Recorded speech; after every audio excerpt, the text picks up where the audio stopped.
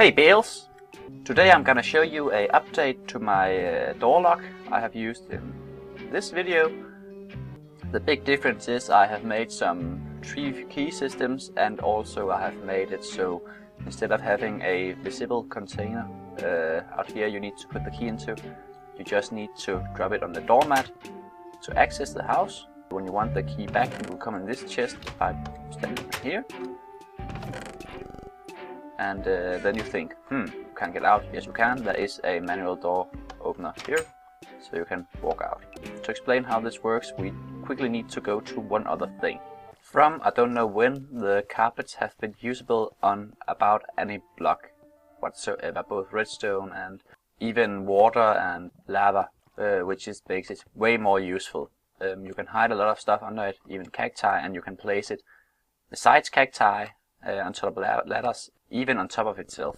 Also, it can be placed in the same space as picture frames and or item frames and pictures. The fact that you can place it beside cacti also makes it useful in some minecart station designs.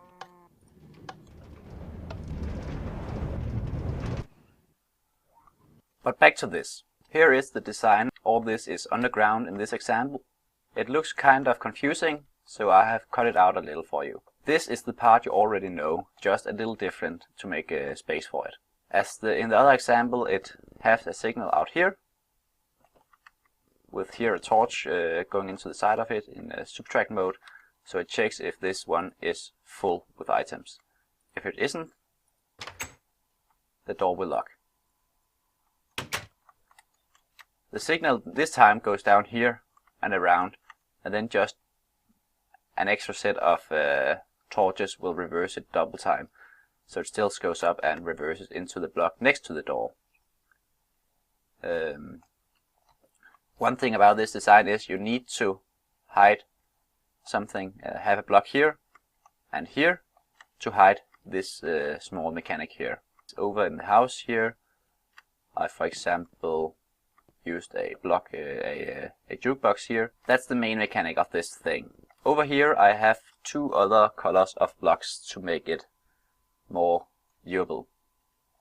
The green here is the manual door override,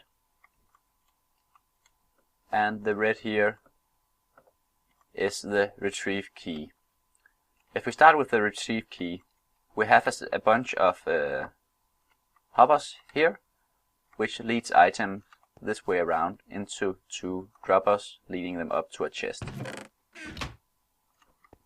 This one is important that it points away from another hopper, so it doesn't give items itself.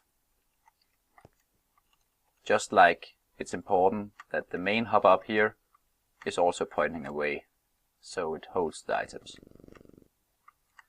This does so that whenever this one is the hopper beneath is activated, it will pull items out of the main hopper up here, and then these will automatically suck them further into the system. When an item comes to here and it detects inside this one, it will make a pulse around here and then push it up to the chest through the 2 hoppers, droppers. Sorry. So how do we retrieve an item then? When this button up here is pressed, or this pressure plate, this torch turns off. That's half of an AND gate here. When this one is off, and this one is off, this one will turn off and an item will go out. So when we press on this one, it will turn off here, and when there is an item in here, this one would be off too. So when this one turns off, this one turns off, and this one turns off, and it will retract 1 item. When there is not full here, then this one will turn off, which will turn this on, and then it will stop retracting. So it will only take 1 item. The manual override turns off this torch, so it doesn't subtract anything here. Also, it turns on this line of redstone, which blocks this hopper from taking any items out of this one. In that way, if you have one player standing on this one and this one, There will not come unlimited keys through the system and up in the chest. It needs a 9 by 9 space, and depending how elevated your building is, you should need it. I think it's about 5 blocks down into the ground to make the door elevated with the earth around it. Hope you find it somewhat useful, and hope you enjoyed the video. Subscribe if you liked it, or like and fave, and I'll see you next time.